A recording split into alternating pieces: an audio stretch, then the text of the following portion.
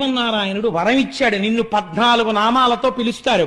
Durga, Bhadrakali, Vijaya, Vaishnavi, కుముద, Chandika, Krishna, Madhavi, Kanyaka, Maya, Narayani, ఈశాన, Sharada, Ambika.